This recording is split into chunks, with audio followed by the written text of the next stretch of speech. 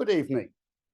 My task is essentially to summarise the consensus statement produced in Kyoto last month at the Regional Action on Climate Change Symposium.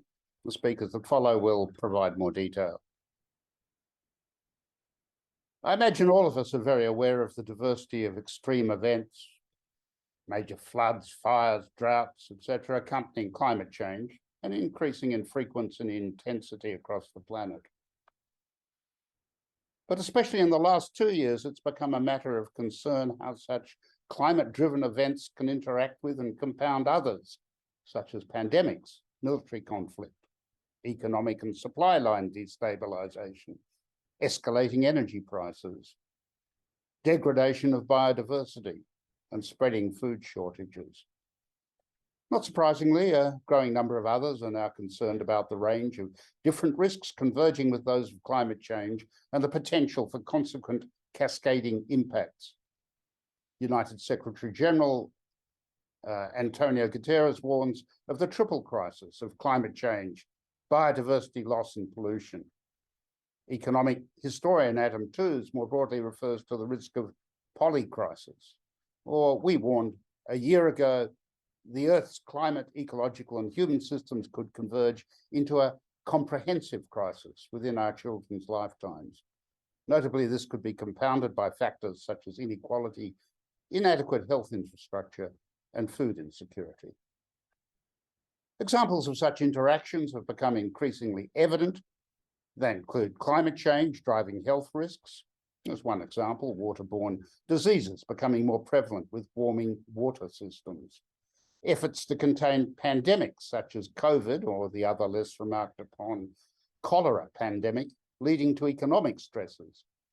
Increased use of biofuels to reduce emissions, adding to destruction of biodiversity or displacing food crops.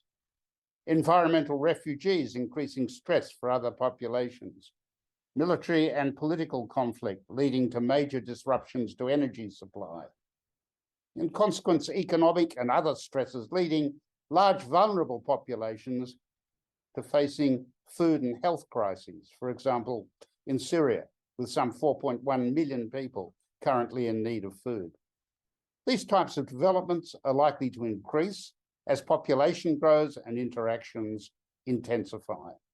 Already, additional to the need for mitigation, vulnerabilities to health and food stress suggest that it's time to give much more global attention to adaptation.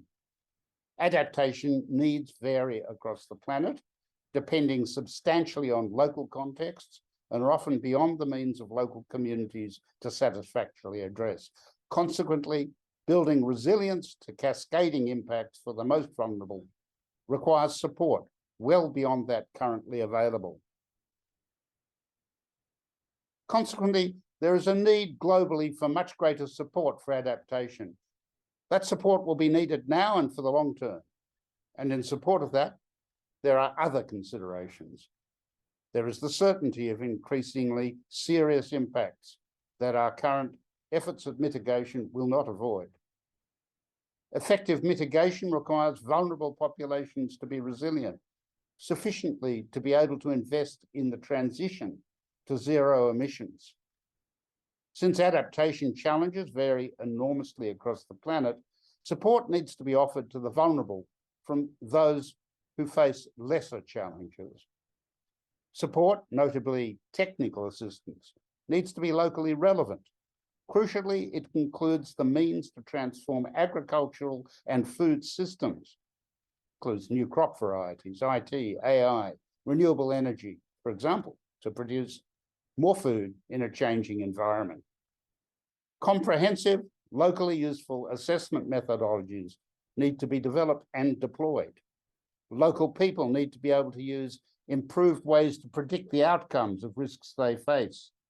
Whilst the Sendai framework and SDGs provide useful guides, there needs to be much more commitment, collaboration between states and their peoples to meet their goals.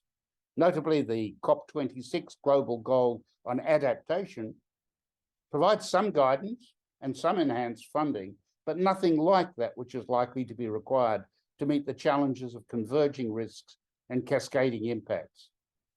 This leads to a similar conclusion to that of others who will be here, which from different perspectives, including loss and damage, conclude that greatly increased global funding support is required to support adaptation and resilience building, additional to mitigation funding, and well beyond the promised $100 billion. So in summary, at all scales, adaptation requires globally available local data, reliable analytic techniques, community capacity to plan adaptation strategies, and the resources, scientific, technical, cultural, and economic to implement them. To date, the rate of growth of the support for community resilience lags the rapid growth of cascading and converging risks.